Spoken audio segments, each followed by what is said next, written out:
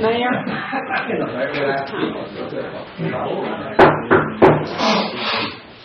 I'd like to call the November 14, 2011 work session for the order. I'd like to have a roll call, please, clerk.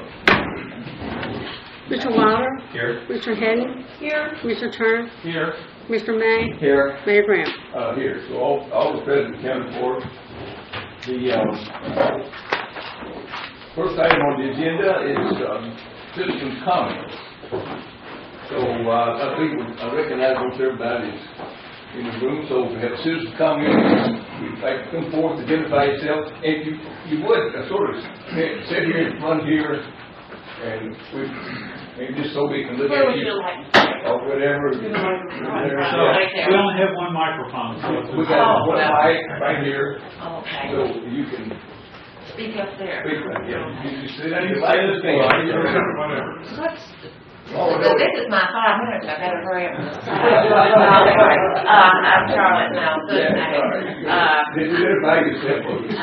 I just have a couple comments about the garbage proposal, and again, I'm not against it, and it doesn't affect me one way or the other.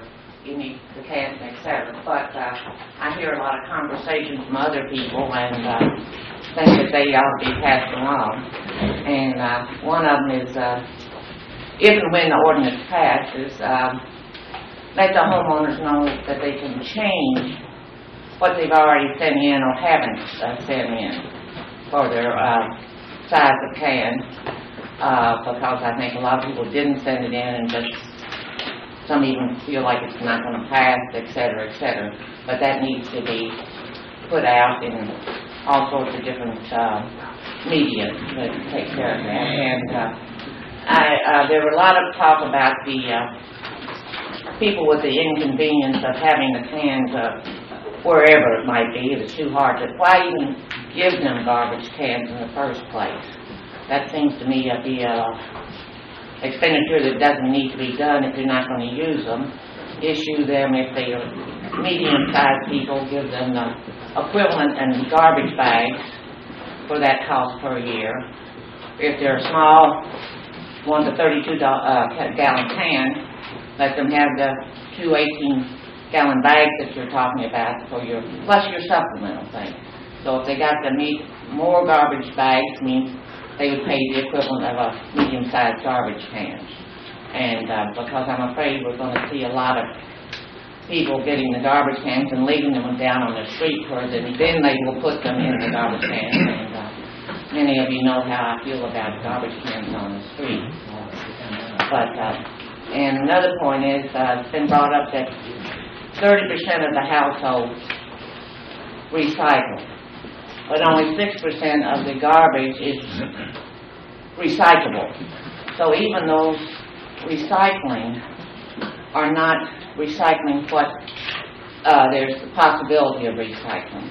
I know for my recycling is about 3 to 1 of recycling. So people have a clue what they can recycle. Some people only recycle papers and milk cartons, etc. And other people don't know if you have to wash the cans out, which used to be years ago, take the paper. Just more information and education might make this more efficient when it goes into effect. And to do that, I would still, and I've mentioned this several times, strongly encourage recycling cans first out to the public and let them see, and then they can determine how much they could, with education material with it, and then they can see, oh yeah, I don't need this large garbage can, I can get by with a medium or even less. But until people have a hard time thinking about being forced to do work, first of all, with putting their garbage out. You know, a lot of people say put the garbage out on Tuesday night, get the cans in on Wednesday, whatever goes in is garbage, and that's taken care of. And they pay for it through their property tax. But those are a couple of things that I think the education part would be the first thing. And I know it started years ago, maybe in the schools, but it needs. To this day, I'm not sure exactly what goes in. Somebody told me you can't put pizza boxes in because they got too much grease in them, etc. So all that is more of educational than not wanting to do it, or what's the consequences if you put a pizza box in your recycling can. Do they not take it, or they put it out? And if it's garbage can picked up first, where's that pizza box goes if they don't pick it up? Little things like that are important for the public to know how this is going to work. And another thing I was talking about doesn't want to be worked. How many kitchens nowadays are designed to have 2 garbage cans in them? A lot of people don't even want to have one visible, but now to recycle, if it's not convenient, like open the kitchen door into the garage, then you've got another receptacle in your kitchen that there's no space for or is unsightly. Just little things like that. And I know I've got to hurry up my 5 minutes because I took my time to clear up which way the microphone goes. The budget figures are not quite clear to me. The amount of income we get from garbage cans seems to be it's supposed to go towards paying for these garbage cans. And the cost, I've heard $1 million over 5 years for these garbage cans. And I wondered how much is projected to the revenue, like this year, of what has been ordered in garbage cans, how much that's going to cost. Is it going to bring in the $200,000 that was anticipated to do it? And then that leaves the question about the garbage fee. We needed the $60 a year to balance the budget, and this garbage fee for the cans doesn't cover any of that $600,000. And I know that there is, in the last couple of years, we have a budget, it's not exactly a surplus, but we have increased our reserve, so to speak.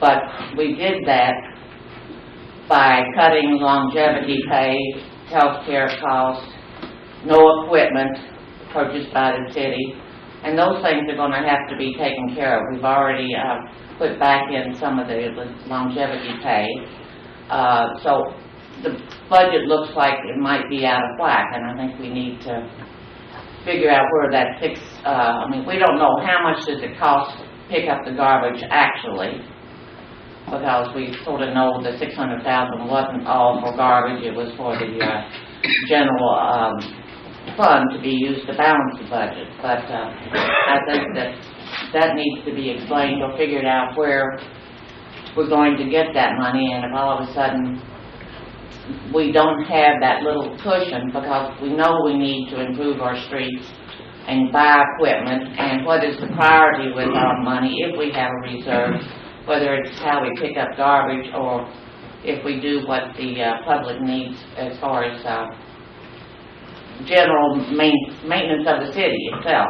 And still about the last thing here, still consideration of a private collection instead of the city being involved in it. If the county can do it for, I don't know what it was, $12 and some cents for every household, surely they could pick up in the city in a less area, far less, then the city wouldn't have equipment, health care costs, liability, and just no headaches whatsoever. But that is, I'm sure my 5 minutes. Yeah. So I thank you for listening. Well, thank you. All right. Commissioner Waller. If I could, and if you care to stick around, Charlotte, I think you'll probably find our discussion item on this subject pretty interesting today, because we've actually finally got a lot of those numbers together and a draft ordinance together. Well, the trouble is citizen comments are not at the wrong time of the meeting, so I have to put my 2 cents in now.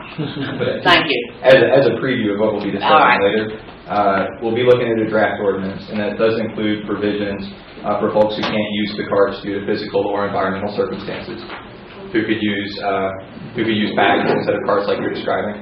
That's been worked into the draft ordinance that we'll be looking at later. We also have full spreadsheets of the budget information with costs like all the different personnel expenses, recycling revenue, tipping fees, fleet expenses, et cetera, et cetera. And the numbers look really good. But just to give you in a nutshell, right now garbage collection costs roughly $1.7 million.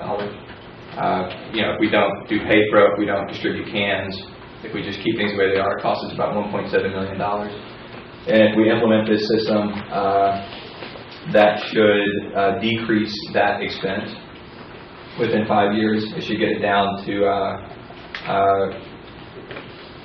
either about $1,540,000. Worst case scenario or best case scenario, could actually decrease it all the way down to a mere $1,100,000. So the purpose of the program is to generate long-term cost savings, and the numbers we're going to look at today will show that this actually would have a pretty positive impact on the budget down the line, and that's even considering the upfront expenses. I mean, that's the purpose of implementing the program in the first place anyway. Just a note on the county. The county already has a form of pay-pro in place because folks are charged for bulky pickup. Right now, even under the pay-pro system, we would pick up bulky items like couches and stoves and things like that. We currently pick those up for free, and in the draft ordinance, we would pick them up for free under pay-pro. The county charges about $18.57 per bulky item pickup, which is a form of pay-pro. And the county is also in a unique position because they obviously tax 20,000 households, but only have to provide service for 10,000 households. Plus, they have a deal worked out with the landfill by virtue of hosting the landfill in the county. So the city and the county collection are kind of apples and oranges in a lot of ways. But those are excellent concerns, and if you want to stick around for the whole discussion, I think you'll hear all of them addressed. Yes, Commissioner. And Ms. Nelson, we had discussed as well when we distribute the cans, that inside the recycle can we would add like a little handout saying what is recyclable, a little educational packet to go with it. So that would be in there as well as adding in the other can the 12 bags. We would sticky tape those on top. So educational information would be provided. Well, anyone else want to say something? I'm looking forward to all these figures, but they're not exactly figures that I've been, that's what I'm not figuring on, so it'd be interesting to find out what is correct. All right, next, citizen comment. Citizen comment. Just identify yourself, and we try to stay within the overwhelming 5 Cut me off anytime here. Yeah. My name is Ashley Nixon. However, most people know me by Tip. That's what I've been around. About a month ago, I wonder why I received a letter from the city asking about my trash pickup. You see, I live in the county, and that service is provided for me by the county. But luckily, I took a look at this further on, and I do have some rental property and stuff. So I did try to figure out that y'all were wanting me to figure out the trash habits of my tenants. To me, that's about like deciding whether they need to get HBO or not. It's none of my business. But nevertheless, I did ask some of them. And the bottom line is that a lot of my tenants, and I have a feeling that they just flat can't afford another tax increase. You can call it a fee, you can call it a tax, you can call it whatever. But under this proposal,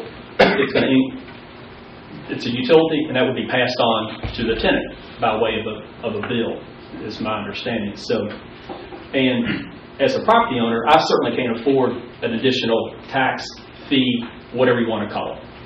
Whatever you want to call it. More money out of my pocket, unless you all want to lower the tax base, the dollars per hundred.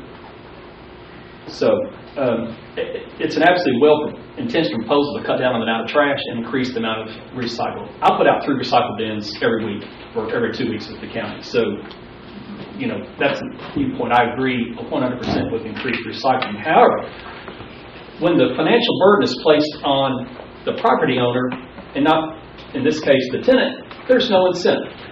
There is zero incentive for this person to increase their recycle because the bill is coming to me. The way I understand it, this bill is coming to me, not the person who stole the trash out, which is where this utility bill should go, just like everything else the plant board next door bills for. So anyway,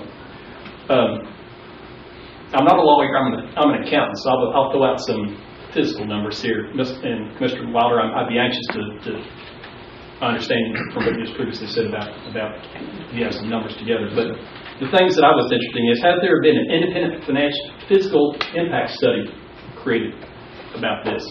Has there been a geographic study? And that is because of the uniqueness of the Frankfort downtown area. Has there been an environmental study? And I'll get into that here in a few minutes. Has there been a public survey? This lady over here obviously had a few comments and stuff. At what point of a tax increase, fee increase, does it become a valid issue? I don't know. And I submit that this can be a public relations nightmare for the city. In my opinion, government's a little bit on shaky ground right now with what's going on in Congress and people not wanting to work together and stuff. But anyway. And I just wonder where some of this money is supposed to come from, the upfront cost. I'm not real sure what the cost of the cans are, perhaps $1 million. Is that the recycled cans plus the trash cans? Where's this money come from? I know that there's better things to spend the money on than a trash can, because right now the citizens provide their containers. Y'all don't have to maintain it. You don't have to worry about theft or anything. So we're going to have new trucks. The county had to get all new trucks with the lift mechanism on it, which means, once again, where's this money coming from? I don't know how many trucks we have, 10 maybe, $250,000 each, $3 million or so for something like that. The cost for more employees. To me, in my opinion, you're going to have a bookkeeper in every truck. Your drivers are not bookkeepers, they're truck drivers. They have a CDL, and I doubt there was any bookkeeping information when they set to take for their CDL license, commercial driver's license. Enforcement, there's going to have to be somebody an enforcement person. You're going to have an increased office staff. Somebody's going to have to gather all this information and gather all this information to be able to submit a bill. So there's going to be billing staff. There's going to be collection costs. Whether it's third party or in-house, there's going to be billing costs. Dispute resolution. When I get a bill in the mail for one of my tenants, I'm going to dispute it because I don't know if it's correct or not, unless there's a picture that comes along with it. I know when a sidewalk's been cracked, I have gotten a picture that the sidewalk's cracked. No problem. Go after we deal with it and correct the situation. And as far as, obviously, there would be less personnel with this lift mechanism and stuff, but if I'm not mistaken, the people that are doing the trash collecting now are prisoners, and I don't think they cost very much. I'm not real sure about it. It's free or nominal. Going back to the cost of bookkeeping and collection, there's a cost for creating and mailing this bill out. If we're talking about a $4 trash can and a 44-cent stamp, the cost of creating the bill, when I worked for the state and stuff, we wouldn't even bill. I was a tax auditor for the state, for my career. We wouldn't even bill anything. It was less than $100 because it was more efficient just to let it be, because it costs more to create the bill, and it would be. And once again, we try to look out for the taxpayer. And the bottom line is, one of the bottom lines is the difference between what is the $5 program we did have versus this program that you're proposing. What is the differences? And in my opinion, I can see that we're going to be worse off financially, that is the taxpayers be worse off because they're paying more, and the citizens, and then the city would be worse off because it's going to be an increased bottom line. I got a few more points, but I'm thinking about it. Sure, yeah. I hate to cut people off. You know, we did away with that $5 a month program. If my calculation, if we stopped that program, in my calculation, we've lost about $1 million in revenue because of that. We didn't bill it the last 6 months of this year. We haven't billed it for that, and we certainly could take a little while. So that's like $1 million that we've lost just by about $1 million currently. a year, and it's going to be a year and a half of loss. That's about $1 million. Like I said, the old accounting thing there. And then I still, and in the environmental issues, real quick, I can see that the property, when somebody has, because this has happened to me, people they're too lazy to take the trash out. And if there's going to be a fee for putting out this extra trash, it's one behind the house. Rodents. When there's a vacant lot across the street, throw your extra trash there. When I just in the process of coming downtown, I saw for sale, houses for sale. Extra trash, throw it over there. The river. Lord, we certainly don't want to have the river polluted. No problem. Yeah. Okay. Thank you very much for your time. Real quickly. All right, Commissioner Wilder. I'm going to respond to a few of those. Sure. According to the responses we got to the cart request form, the $60 fee has not been abolished. It's still on the books. We waived it for one half of the fiscal year so far. Well, that's still money you don't have. Right. My point is that so far that's $300,000 that we haven't charged residents. If we wait for another half year, that'll be roughly $600,000. So I'm not sure where the year and a half or the million is coming from. I paid it from June through December of 2010. I did not pay it for the first 6 months of 2011, and I have not paid it for the first 6 months, the second 6 months of 2011. That's a year and a half. I'm sorry. I don't really understand. We waived it for half a year. We Right. may waive it for another half year. I don't see where you're getting free. I did not pay it. I did not pay it starting June. I had not paid a $5 fee per property starting for the entire 2011. You rebated anybody who paid the tax for the first 6 months of 11. You have rebated that, and from July 1st until currently, there's no plans. You didn't pay the fee for the first 6 months of 2011. I certainly did. Okay. There was an option to pay it in full or half a year. Luckily, I just paid it half a year, so I didn't have to go through the refund. So you have paid for the first half of this year. You haven't paid for the second half of this year. I paid for the first half of 2010, I believe. No, you were paying for it. If you paid your bill that got sent out in January, you were paying for the first half of this year. Or is it no? It's the. I'm sorry. I paid the bill at the end of December, and that was for the. Here's the bottom line. Here's the bottom line, and there's all things aside. We have waived that bill for 6 months, and it's entirely possible we would waive it for another 6 months. That would be for the entire year of 2011. There's been no discussion of waiving thus far, waiving it for 18 months. But you're right. That has been. But my point is that it's still on the books. We just waived it for a little bit until we sorted out what we're going to do. Whether or not we keep that bill, whether or not we go to the new one. I dare say Mr. Dawson would have been very happy to have that $600. With all due respect, we didn't interrupt you while you were speaking. Sir. I don't know where you're getting the idea that this is going to function as a tax increase for people. If the current fee is $60 a year, according to our estimates, 97% of the public are going to pay less than that under the pay issue card system. 97% of the public are going to pay for $4 a month or $0 a month. And I got into a big disagreement with a gentleman last month who refused to believe that $4 a month is less than $60 a year, but you're an accountant, so I assume you can do the math on that one. One of those cans is $12 a month, so. Sure, and as of right now, we expect about 3% of the public whoever they think. Sir? Only 3% have signed up for that. I mean, the other two options are cheaper than what you're paying for now. So we expect this to function as a tax decrease for 97% of the public. It's not going to increase the burden, it's going to actually lower it. So if we were to keep the $60 fee in place, that would increase what people are paying over the pay-as-you-throw proposal. May I give a comment on that? I asked a tenant about that, and she said, Tip, there's no way in the world I can pay anything, so sign me up for the small one. So we just did her a favor by getting rid of her $5 a month bill. And I paid that. Okay. She couldn't afford tax. She could not afford a rental increase. I ate that. Okay. Well, if you were so inclined, you could eat $4 a month for her. But that's between you and her. But the point is that we are reducing the fee for 97% of citizens, and that's a cold hard fact.